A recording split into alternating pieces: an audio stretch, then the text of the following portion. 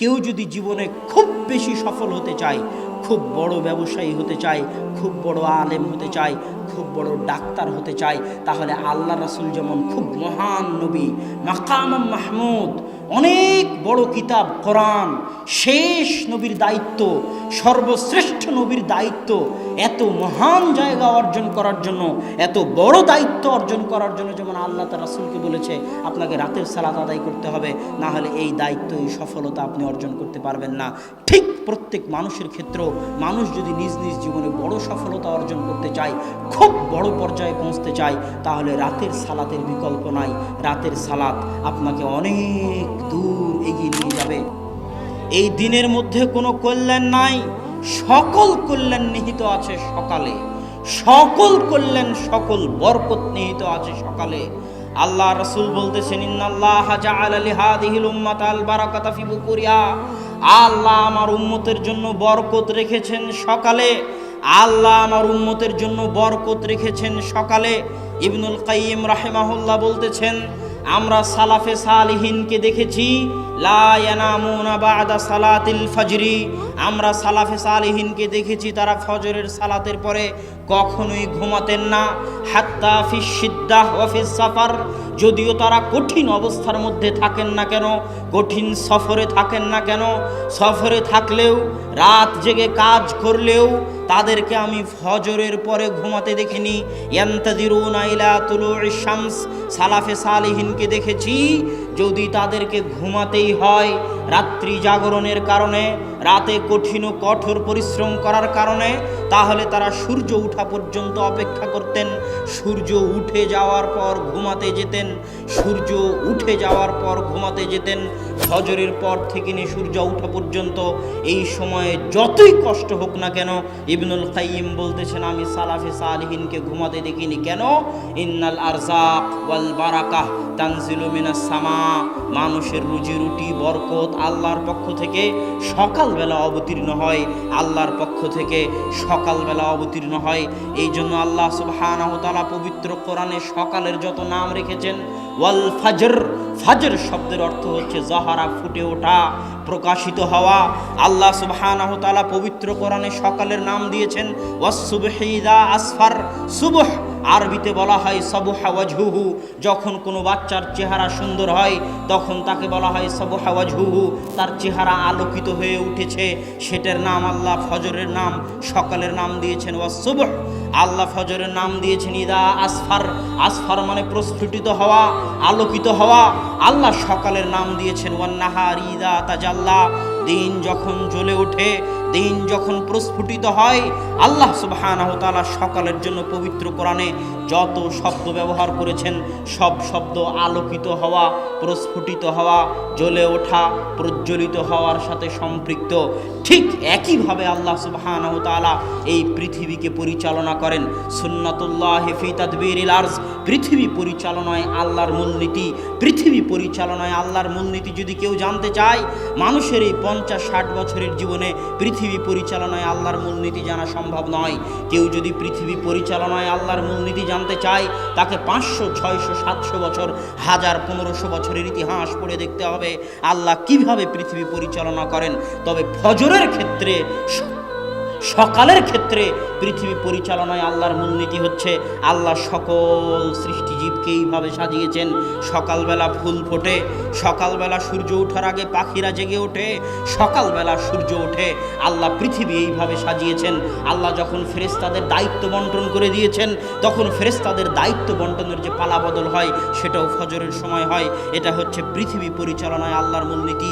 পৃথিবী পরিচালনায় আল্লাহর মূলনীতি সামনে রাখলে এবং ফজরের জন্য আল্লাহ কোরআনে যত শব্দ ব্যবহার করেছেন সেগুলোকে সামনে রাখলে এ কথা স্পষ্ট, কেউ যদি তার জীবনকে আলোকিত করতে চায়, কেউ যদি তার জীবনকে প্রস্ফুটিত করতে চায়, কেউ যদি তার জীবনকে সফল করতে চায়, সে কৃষক হোক, ডাক্তার হোক, ইঞ্জিনিয়ার হোক, ছাত্র হোক, ব্যবসায়ী হোক, তাকে সকালকে কাজে লাগাতে হবে। সকালের কল্যাণ থেকে বঞ্চিত হয়ে জীবনে সফল হওয়ার স্বপ্ন দেখা আকাশ কুসুম কল্পনার শামিল। সম্মানিত উপস্থিতি, সকালে এত বরকত, সকালে এত বরকত, সকালে এত বরকত, যে কেউ যদি চাক্ষুষ সকালের বরকত দেখতে চায় তাহলে তাকে হেফজখানায় যেতে হবে, কোরআন হেফজ করতে হবে। আমিও হেফজখানার ছাত্র, ছোট ছোট ছাত্রের সাথে আমি কোরআন হেফজ করেছি। সব হেফজখানায় ফজরের আগে বাচ্চাদের উঠিয়ে দেওয়া হয়। কেননা ওয়াল্লাহে আল্লাহর কসম, ওয়াল্লাহে আল্লাহর কসম, ওয়াল্লাহে আল্লাহর কসম, ফজরের সময় যত কোরআন মুখস্থ হয় সারা দিনের আর কোনো সময়ে অত কোরআন মুখস্থ হয় না।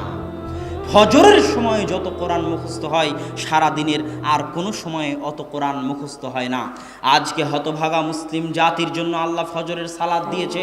ফজরের সালাতের পরে সে কোরআন তেলাওয়াত করবে, কোরআন তেলাওয়াত দিয়ে দিন শুরু করবে। এর চেয়ে কল্যাণকর, এর চেয়ে সুন্দর দিন, এর চেয়ে ভালো দিন, এর চেয়ে উত্তম দিন পৃথিবীতে আর কোনো কিছু হতে পারে না। যেই দিন আল্লাহর বাণী দিয়ে শুরু হয় না ওই দিনের কোনো মূল্য নাই। কেননা আল্লাহ সকল বরকত আসে আল্লাহর পক্ষ থেকে, আর কোরআন হচ্ছে আল্লাহর বাণী। যেখানে কোরআন পড়া হবে ওখানে বরকত হবে, যে কোরআন পড়বে তার জীবনে বরকত হবে। অতএব সুন্দর দিন কেউ যদি টাইম ম্যানেজমেন্ট করতে চায়, সময় বরকত পেতে চায়, তাকে ফজরের সালাত আদায় করতে হবে। ফজরের সালাতের পর ঘুমানো যাবে না, কোরআন পড়ার মাধ্যমে দিন শুরু করতে হবে।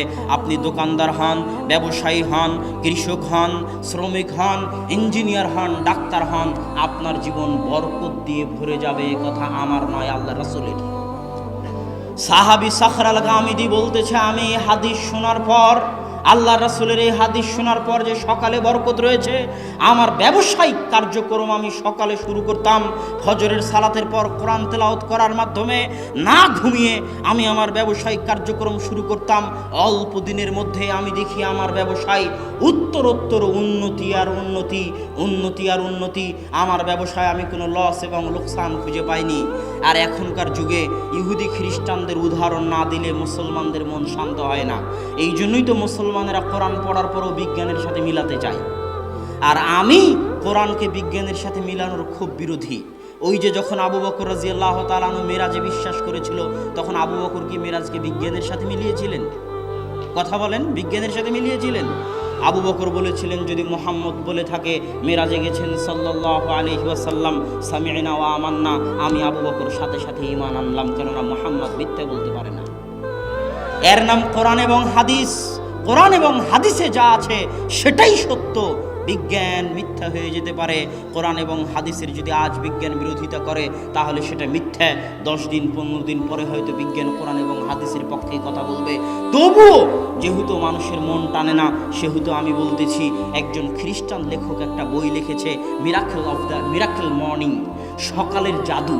তিনি বলতেছে, মানুষ যদি দুনিয়াতে জাদু দেখতে চায়, বাজার ঘাটে জাদু দেখে মানুষ বাস্তব কোনোদিন জাদু দেখতে পাবে না। কিন্তু মানুষ যদি বাস্তবে জাদু দেখতে চায় তাহলে তাকে সকালকে কাজে লাগাতে হবে। পৃথিবীতে বাস্তব জাদু সকালে আছে, পৃথিবীতে বাস্তব জাদু সকালে আছে, পৃথিবীতে বাস্তব জাদু সকালে আছে। ফজরের পর কোরআন তেলাওয়াত দিয়ে কাজ শুরু করলে সকাল 10টার মধ্যে কাজ শেষ হয়ে যাবে। কাজ আর বাকি থাকবে না, করার মতো কোনো কাজ খুঁজে পাবেন না। এর নাম সকালের বরকত। তিনি ওই বইয়ের মধ্যে লিখেছেন, পৃথিবীতে বর্তমান যত ব্যবসায়ী আছে যারা বড় ধরনের ব্যবসা করে, বিল গেটস হোক আর মুকেশ আম্বানি হোক আর ফেসবুকের প্রতিষ্ঠাতা হোক, আপনারা গুগলে গিয়ে তাদের নাম লিখে সার্চ দিবেন যে কখন তারা ঘুম থেকে উঠে। আপনি আশ্চর্য হলেও দেখবেন, আপনারা মুসলমান হয়ে, আমি আপনি মুসলমান হয়ে ফজরের পরে আলিশান ঘুম দেই। আমি আপনি মুসলমান হয়ে ফজরের জামাত কাজা করে সৌদি আরবের মাটিতে পর্যন্ত সকাল 10টার আগে সকাল শুরু হয় না। মুসলমান হওয়ার পরও সবাই ঘুমিয়ে থাকে, 90% মুসলমান ঘুমিয়ে থাকে। অথচ এই খ্রিস্টানদের নাম আপনি গুগলে সার্চ দিয়ে দেখিয়েন তাদের সকাল কখন শুরু হয়। মুসলমানদের যখন ফজরের সালাতের সময় তখন তাদের সকাল শুরু হয়। কেননা তারা জানে সকল সফলতার চাবিকাঠি, সকল সফলতার মৌলিক উৎস হচ্ছে সকাল, সকল সফলতার চাবিকাঠি হচ্ছে ফজর, সকল সফলতার চাবিকাঠি হচ্ছে ফজর। এই জন্য আল্লাহ বলেছেন, ফাইদা কুজিয়াতিস সালাত ফান্তাশিরু ফিল আরজ, দুনিয়ার মানুষ যখন ফজরের সালাত শেষ হয়ে যায় তোমরা আল্লাহর জমিনে ছড়িয়ে পড়ো। আবতাগু মিন ফাজলিল্লাহ, আল্লাহর জমিনে ছড়িয়ে পড়ে আল্লাহর দয়া, আল্লাহর রহমত, আল্লাহর রিজিক অনুসন্ধান করো। কেননা ফজরের পরে আল্লাহ সুবহানাহু তাআলার রিজিক, আল্লাহ সুবহানাহু তাআলার দয়া পৃথিবীতে অবতীর্ণ হয়। অতএব সময়কে যদি কেউ কাজে লাগাতে চায় তাহলে তাকে 5 ওয়াক্ত সালাত, বিশেষ করে ফজরের সালাত আদায় করতে হবে। যে 5 ওয়াক্ত সালাত নিয়মিত আদায় করে না, তার জীবনটা হচ্ছে অনিয়ন্ত্রিত, তার জীবনের কোনো রুটিন থাকে না। আর যদি 5 ওয়াক্ত সালাত আদায় করেন, আপনার জীবন, আপনার দিন একটা ট্রাক, একটা লাইনের উপর থাকবে। ফজরের সালাত দিয়ে দিন শুরু হবে, ফজর থেকে জোহর বিশাল সময়, এই সময়ের মধ্যে অনেক কিছু করতে পারবেন। জোহর থেকে আসর পর্যন্ত বিশ্রাম নেবেন। এইভাবেই আল্লাহ সালাতগুলো সাজিয়ে দিয়েছে। আসর থেকে আবার নতুনভাবে কাজ করার উদ্যম তৈরি হবে। আসর থেকে মাগরিব পর্যন্ত কাজ করবেন, মাগরিব থেকে এশা পর্যন্ত কাজ করবেন, এশার পরে এশার সালাত দিয়ে দিন শেষ করবেন, তারপরে ঘুমাতে যাবেন। এই যে আমি যদি শুধু সালাত ঠিক মতো আদায় করি, আমার সারা দিন নিয়ন্ত্রণ হয়ে যাবে। টাইম ম্যানেজমেন্টের জন্য সালাতের চাইতে বড় মাধ্যম পৃথিবীতে আর নাই। যারা জীবনে সফল হতে চায় তারা সালাত আদায়ের মাধ্যমে নিজেদের সময়কে কাজে লাগাক, তারা সফল হবেই হবে ইনশাআল্লাহ। সম্মানিত উপস্থিতি, সময়ে বরকত কিভাবে হবে? আজকে সময়ে বরকত নাই, এটা কি বুঝতে পারেন? এখনকার যুগে সময়ে বরকত নাই, এটা কি বুঝতে পারেন? সময়, মাস, দিন দ্রুত পার হয়ে যাচ্ছে, কারো সময়ে বরকত নাই। একদিন, এক সপ্তাহ, এক বছর কোনো কাজ ছাড়াই আপনি একটু ভাবেন তো, গত এক বছর আপনি কি কাজ করেছেন যা দেশ জাতি এবং ইসলামের উপকার দিবে? গতকাল আপনি সারাদিন কি এমন কাজ করেছেন যা দেশ জাতি এবং ইসলামের, আপনার নিজের জন্য মৃত্যুর পর উপকার দিবে? কোনো কাজ খুঁজে পাবেন না। এইভাবেই দিন পার হয়ে যাচ্ছে সবার, সব মানুষের। এই জন্য আল্লাহ বলেছে, ওয়াল আসর ইন্নাল ইনসানা লাফি খুসর। সব মানুষ সময় নষ্ট করে, সব মানুষ ধ্বংসের মধ্যে, ক্ষতির মধ্যে নিমজ্জিত। সময়ের বরকত উঠে গেছে। অথচ আমাদের সালাফে সালেহিন, তাদের জীবনে সময়ের কত বরকত ছিল, কত বরকত ছিল, বেহিসাব বরকত ছিল তাদের জীবনে। স্বয়ং আল্লাহ রাসূল মাত্র 23 বছরের জীবনে সারা পৃথিবীতে বিপ্লব তৈরি করেছেন, আর আমরা 30-40 বছরও কিছু করতে পারি না। ইমাম নববী রাহিমাহুল্লাহ মাত্র 37-38 বছর বয়সে মারা গেছে, অথচ তার এমন কোনো বই নাই যে বই মুসলমানদের ঘরে স্থান পায়নি। অল্প বয়সী মারা গেছেন, অথচ এত খিদমত করে গেছেন। আল্লাহ তাদের সময়ে বরকত দিয়েছিল। আমাদের সময় হচ্ছে বরকতহীন সময়। কেউ যদি সময়ে বরকত পেতে চায় তাহলে কয়েকটি কাজ জরুরি। এক, সময়ে বরকত পাওয়ার জন্য জরুরি হচ্ছে আল্লাহ সুবহানাহু তাআলাকে স্মরণ করা, আল্লাহ সুবহানাহু তাআলার জিকির করা।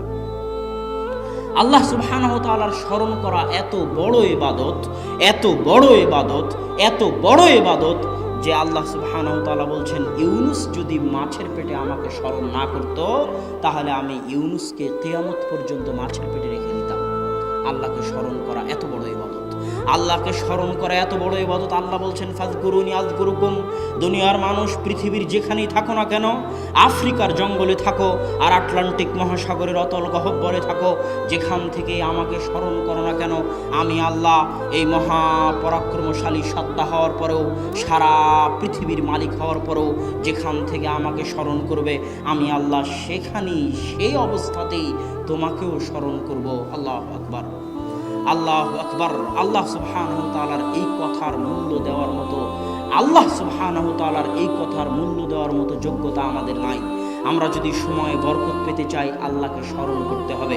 দলিল, ফাতেমা রাদিয়াল্লাহু তাআলা আনহা যখন আল্লাহ রাসূলকে বললেন, আল্লাহ রাসূল, আমার হাত ওই আটা পিষার জন্য ওই জাতা ঘুরাতে ঘুরাতে আমার হাত ঘা হয়ে গেছে, হাতে ব্যথা হয়ে গেছে, হাত লাগে, হাত ব্যথা হয়ে গেছে, চামড়া জড়সড় হয়ে গেছে, আপনি আমাকে একটা খাদেম দিন।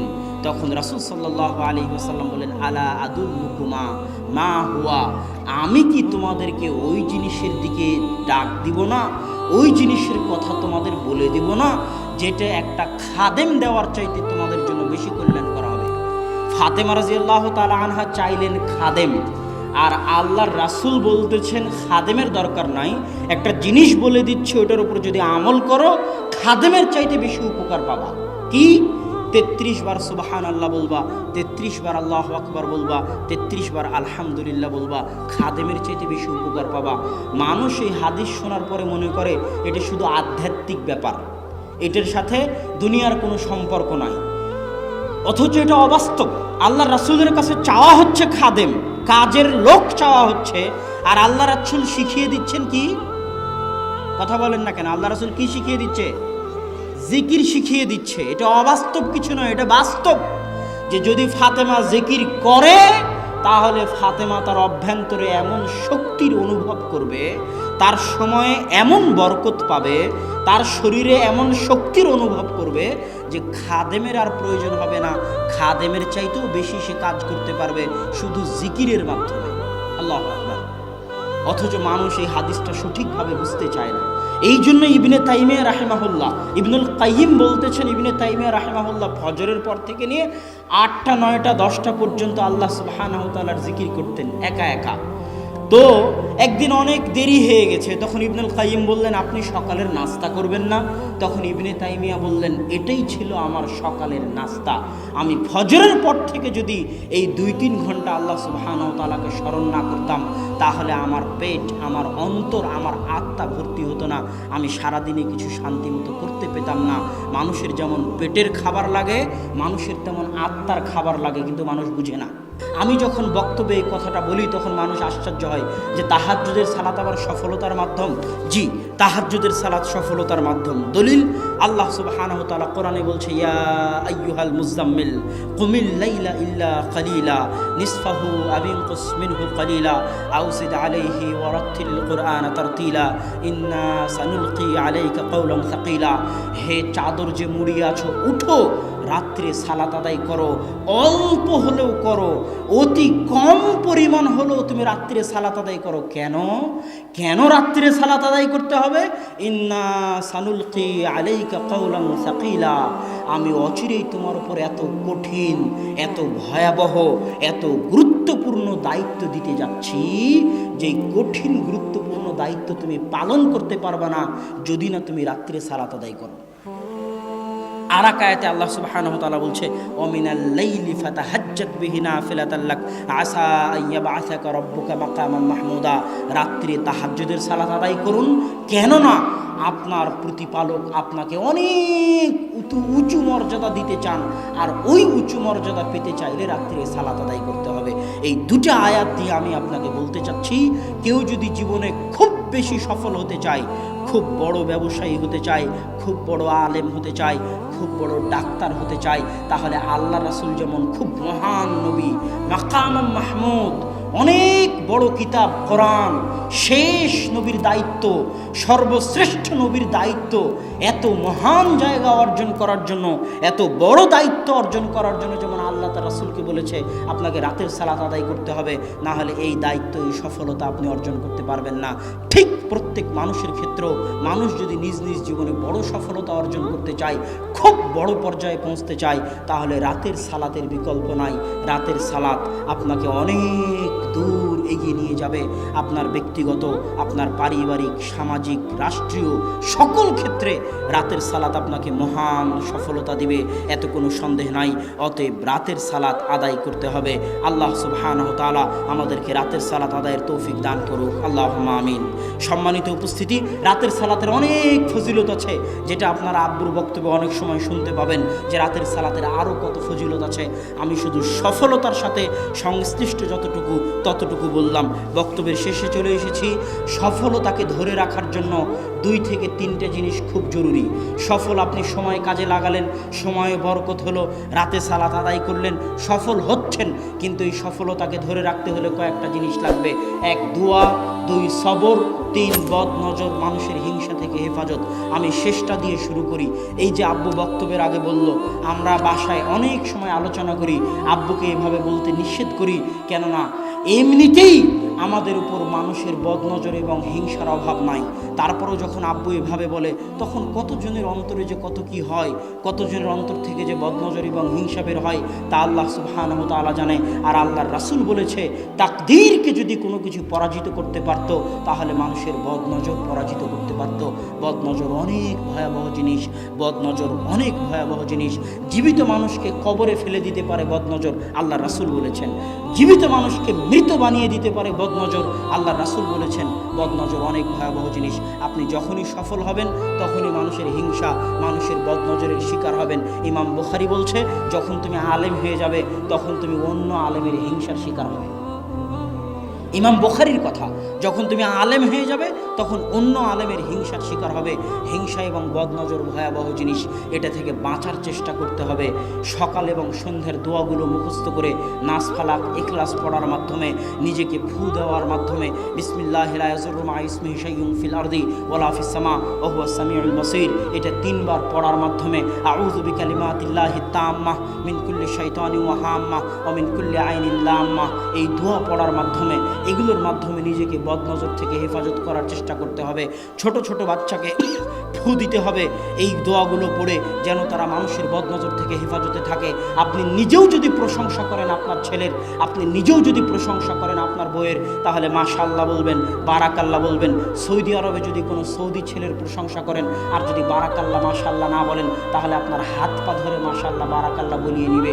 কেননা শুধু প্রশংসা বদনজর হতে পারে, দোয়াবিহীন প্রশংসা বদনজর হতে পারে, দোয়াবিহীন প্রশংসা বদনজর হতে পারে। এই জন্য যেই আপনার প্রশংসা করুক না কেন, তার মুখ থেকে দোয়া বের করিয়ে নেবেন, যে বারাকাল্লাহ বলে যাও, মাশাআল্লাহ বলে যাও, লা হাওলা ওয়ালা কুওয়াতা ইল্লা বিল্লাহ বলে যাও। যেই প্রশংসা করবে তার মুখ থেকে দোয়া বের করে নিতে হবে। আর আপনি নিজেও যখন প্রশংসা করবেন তখনও দোয়া করতে হবে, কেননা দোয়া ছাড়া প্রশংসা বদনজর। আল্লাহ যে কোনো সফলতা ধ্বংস হয়ে যেতে পারে বদনজর দিয়ে। আল্লাহ সুবহানাহু ওয়া তাআলা আমাদেরকে মানুষের বদনজর এবং হিংসা থেকে হেফাজতে রাখার তৌফিক দান করুক। আল্লাহুম্মা আমিন।